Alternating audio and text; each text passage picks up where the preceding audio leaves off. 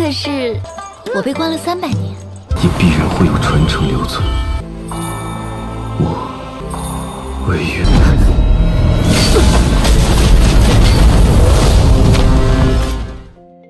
Halo semuanya, selamat datang di Ruang Sinema. Bagaimana kabar kalian semua? Semoga selalu sehat dan baik-baik saja. Sesuai jadwal, jadi pada hari ini kita akan kembali melanjutkan series Donghua Jet Dynasty season kedua episode terbaru, yang mana ini adalah episode yang ke-47. Bagi yang baru bergabung dan series ini, kita sudah sediakan playlistnya. Jadi kalian bisa mudah mencari di mana episode awal dari series ini. Sebelum kita mulai episode terbarunya, kita akan melihat dulu apa saja yang telah terjadi pada episode sebelumnya. Tepatnya pada episode 46. Di minggu kemarin kita sudah diperlihatkan kalau Xiaofan dan juga Xiaowei memulai perjalanan untuk bisa pergi meninggalkan area lembah Fengxiang. Di saat Xiaofan hendak pergi, Lusuki baru saja tiba di lembah Fengxiang demi bisa memberikan bantuan kepada mereka. Sayang sekali, mereka sepertinya belum dapat bertemu dulu. Sepanjang perjalanan yang Xiaofan lakukan, ia terus menikmati kecantikan dan juga keindahan dari suara yang Xiaobei miliki. Usut punya usut, ternyata dulu sekte Raja Hantu dan juga klan Rubah Langit memiliki tempat tinggal yang sama. Di sisi lain, kita diperlihatkan kepada Peri Jin yang masih menjadi incaran dari para murid lembah Fengxiang. Awalnya dia berencana untuk memberikan tipuan kepada Lidi. Akan tetapi rencananya itu gagal dan membuat ia mau tidak mau bertarung dengan mereka. Peri Jin benar-benar apes pada hari ini, sebab dia itu harus kedatangan lawan yang cukup kuat, yakni Lusuki. Dalam pertarungan itu bisa dikatakan mereka sangatlah seimbang, tapi Lusuki masih memiliki keuntungan untuk memberikan tekanan kepadanya. Nah, sekarang kita akan melanjutkan episode terbarunya. Di sini kita dibawa ke sebuah padang gurun yang begitu luas. Di sana ada seorang pria yang sedang berjalan di tengah matahari yang begitu mencerah. Entah apa yang terjadi, pria ini memohon agar Tuhan bisa menyelamatkan dirinya. Sepanjang perjalanan itu, dirinya pun terus berdoa agar bisa diselamatkan. Sampai pada akhirnya, pria ini pun sudah tidak kuat lagi untuk berjalan dan dia pun tergeletak di tanah. Matanya menunjukkan kalau dia sudah tidak berdaya lagi. Pria ini begitu sedih karena Tuhan tidaklah menanggapi permohonannya. Dia yang sudah menderita itu pun mulai menganggap kalau Tuhan telah buta karena tidak kunjung menolongnya. Kini ia pun sudah tidak peduli memohon kepada siapapun selama dia bisa diselamatkan. Karena bagaimanapun dia ini tidak ingin meninggoy. Permohonan itu sepertinya mulai terkabul karena ada semacam asap hitam yang menghampirinya. Ini berasal dari Hemu, siluman penyihir dari klan penyihir kuno. Ia pun membawa pria itu jauh ke dalam hutan. Ia tentu saja penasaran sebenarnya siapa yang telah membawanya kemari. Di tengah kebingungannya itu, kita pun melihat beberapa kerangka dari hewan yang begitu aneh. Hemu menawarkan apakah pria ini menginginkan kekuatan, karena ia bisa memberikannya apapun yang dia hendaki, selama pria itu mau melakukan apapun untuknya. Pria ini pun setuju dan kesepakatan yang mereka jalani. Alhasil, seketika saja Hemu pun mulai melakukan sesuatu yang membuat pria ini ditelan oleh cairan hitam yang layaknya seperti parasit milik Venom. Ia tidak bisa berbuat apapun selain terhisap. 的力量，分尸然后。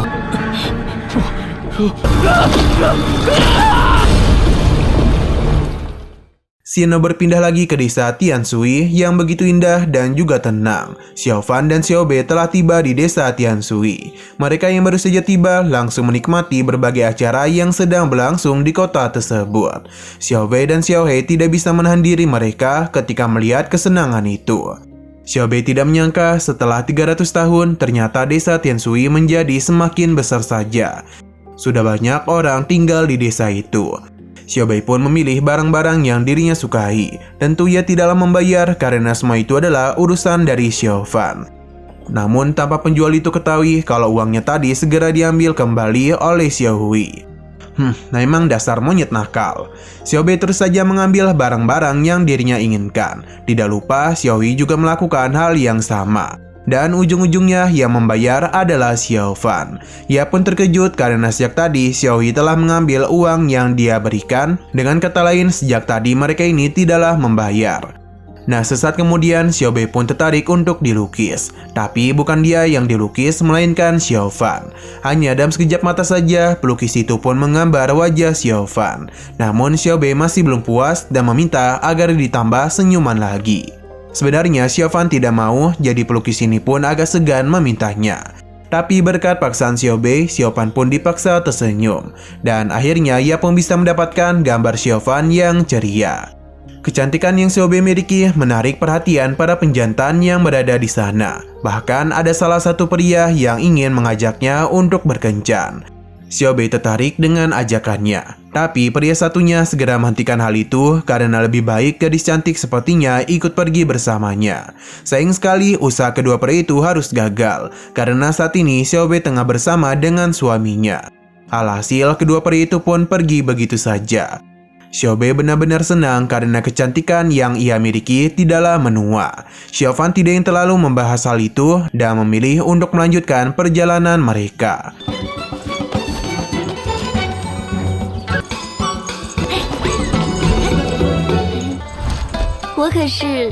我被关了300年。 Xiao berpindah ke tempat para murid lembah Fengxiang. Saat ini mereka sedang melakukan pemeriksaan. Salah satu dari mereka pun dikejutkan dan gerakan dari dalam keranjang. Ternyata itu adalah Yan Hong. Pria ini pun meminta rekannya untuk memanggil bantuan. Setelah berhasil menemukan Yan Hong, kita dibawa ke sisi luar desa Tianshui, yang mana Li Di begitu kesal sebab perijin terus saja mengganggu mereka. Saat ini mereka terus melakukan pengejaran dan telah sampai di desa Tianshui. Li Di yakin kalau perijin pasti kemari demi bisa menghindari pengintaian dari mata elang. Berhubung perijin itu begitu licik, jadi Li Di bersama dan juniornya akan memasuki desa dari barat. Sedangkan Usuki diminta untuk melakukan pencarian di sisi timur. Mereka berharap kini perijin bisa segera ditemukan. Usuki mengerti dan mereka pun mulai melakukan pencarian. Kembali lagi ke desa, tepatnya di sebuah restoran yang begitu ramai. Sepertinya restoran ini adalah yang paling terkenal di desa Tianshui. Karena mereka sudah di sini, jadi Xiaofan dan Xiaobei memilih untuk berhenti di sana. Terlihat kalau para penjantan terus saja menatap kecantikan Xiaobei. Xiaofan memesan 2 nasi, sedangkan Xiaobei memesan makanan ciri khas dari restoran itu. Tidak hanya itu saja, Xiaobei ternyata meminta begitu banyak makanan lagi dan meminta semua itu untuk dihidangkan. 2位客官，乌骨鱼、烤雄尾、烤秋叶、五小虫。 Mendengar permintaannya, membuat pelayan itu terkejut karena ia tahu kalau mereka berasal dari luar desa. Namun gadis ini bisa mengetahui begitu banyak masakan lokal. Hanya saja ada beberapa bahan yang tidak mereka miliki. Jadi dia pun meminta maaf karena tidak bisa menghidangkan semuanya. Xiaobei tidaklah mempermasalahkan hal tersebut. Xiaofan menanyakan tentang makanan orlela yang dia pesan. Ternyata itu adalah buah unik di Xianjing Selatan, warna hijau dan dagingnya berwarna putih dan empuk. Jika dipadukan dengan daging hitam, itu akan sangatlah enak. Xiaofan berpikir kalau daging ekor yang Xiaobei maksud adalah daging beruang. Xiaobei tidaklah membenarkan hal itu sebab ada binatang kecil yang disebut sebagai beruang berekor panjang di Xianjing Selatan. Mendengar semua itu, Xiaofan pun mulai teringat dengan makan malamnya bersama dengan teman-temannya. Ia pun melamun dan tidak mendengarkan perkataan dari Xiaobei. Hal itu disadari olehnya. Ia tahu kalau sepanjang perjalanan, Xiaofan sama sekali tidak antusias. Sampai akhirnya, Xiaofan tertarik ketika mendengar hidangan yang ia pesan. Xiaofan tidak bisa menjawab karena itu merupakan kerinduan kepada teman-temannya. Malam pun semakin larut, yang mana Xiaofan dan Xiaobei sudah berada di penginapan. Akan tetapi Xiaofan masih belum bisa tidur. Karena setelah perjalanannya selama 10 tahun, akhirnya ia menemukan petunjuk dari teknik pengembali jiwa. Xiaofan sama sekali tidak menyesal dengan perjalanan yang dirinya lakukan. Hanya saja ia tidak tahu apakah keinginan yang sudah lama dia dambakan akan terkabul. Padahal legenda mengatakan kalau suku penyihir kuno sudah punah 500 tahun yang lalu. Tapi Xiaofan tetap yakin kalau mereka masih memiliki warisan yang ditinggalkan. Tapi jika gagal, Xiaofan bingung kemana lagi dirinya harus pergi. Jadi karena itulah Xiaofan pun berharap kalau ini bukanlah harapan palsu. 也必然会有传承留存。我十分久远。魏云， Di tengah heningnya malam, Xiaofan pun menyadari kalau saat ini Peri Jin sedang dikejar-kejar oleh beberapa orang. Jadi dia pun bergegas untuk pergi menyusulnya. Semua itu diketahui oleh Xiao Wei dan Xiao Hui. Kembali kepada Xiaofan, yang mana dirinya terus saja melakukan pengejaran. Terlihat kalau saat ini Peri Jin sudah memulai pertarungannya bersama dengan Li Di. Dalam pertarungan itu, Peri Jin terus saja menggunakan berbagai trik dalam melancarkan serangannya. Hal itu pun membuat Li Di benar-benar kerepotan. Bahkan itu menyebabkan rekannya terluka. Untung saja Li Di dan cepat menangani pendarahannya. Karena lawannya sudah tumbang, jadi Peri Jin pun ingin pergi. Namun semua itu terhenti ketika Lu Suqi datang menghampirinya. Kini kondisi Peri Jin kembali terdesak karena di depan ada Lu Suqi, sedangkan di belakang ada Li Di. Ia benar-benar kesal kepada Peri Jin karena telah berani melukai murid dari Lembah Fengxiang. Ia berjanji akan membalas perbuatannya. Peri Jin merasa takut karena kedua orang kuat ini sangatlah tega menindas dirinya yang merupakan wanita yang lemah. Dari yang mendengar bacotannya, Li Di dan juga Lu Suqi kembali melancarkan serangan kepada Peri Jin. Walaupun berhadapan dengan dua orang sekaligus, Peri Jin ini benar-benar pintar. Ia memanfaatkan kondisi dari rekan Li Di untuk mengecoh mereka, supaya dia itu bisa mendapatkan waktu untuk bisa melarikan diri dari tempat ini. Dalam pelarian itu, ia sudah tahu kalau Xiaofan berada di sana. Jadi Peri Jin pun meminta bantuannya. Sebenarnya Xiaofan tidak membantu, hanya saja ia melihat kehadiran dari Lu Suqi. Jadi karena itulah ia pun segera mengajaknya untuk keluar. Alhasil kedua orang yang ditakdirkan pun kembali lagi bertemu. Melihat kehadiran Xiaofan membuat perasaan ragu Lu Suqi kembali muncul. Malam itu pun menjadi pertemuan kembali Xiaofan dan Lu Suqi. Li Di yang tidak mengganggu pertemuan mereka memilih untuk pergi mengejar Peri Jin.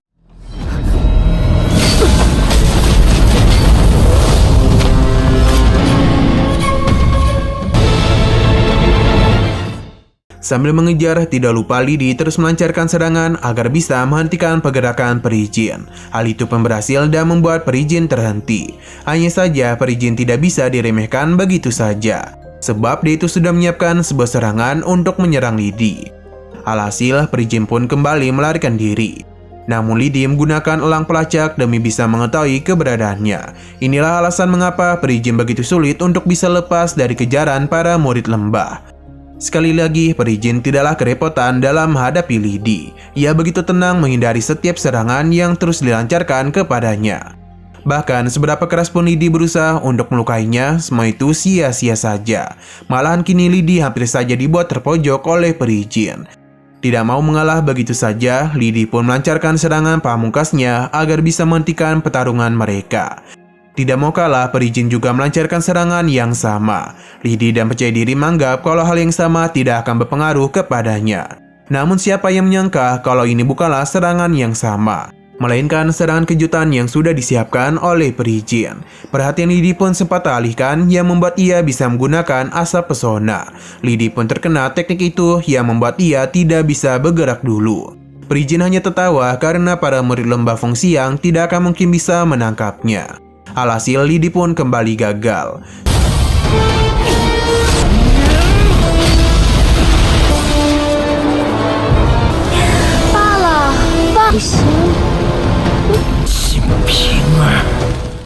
Sino berpindah kepada Xiaofan dan Lu Suqi. Ketegangan terjadi di antara mereka berdua, karena sepertinya pertarungan akan segera terjadi. Hanya saja di sini, Xiaofan maupun Lu Suqi mengingat kembali pertemuan terakhir mereka, yang mana kala itu Xiaofan sama sekali tidak melihat dirinya. Dan kini situasi di antara mereka pun benar-benar hening. Tidak ada satupun dari mereka berdua yang melakukan pergerakan.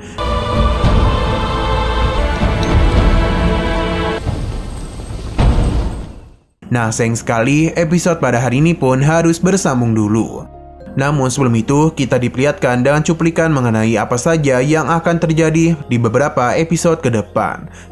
Sepertinya sesuatu telah terjadi di desa Tianshui. Ini sepertinya berasal dari Xiaofan yang tidak bisa mengendalikan kekuatan dari haus darahnya. Xiaofan juga bertemu dengan seorang kakek tua yang memberikannya sebuah mandat. Entah apa yang akan terjadi sebab kita hanya diperlihatkan dengan amukan Xiaofan dalam mode haus darahnya.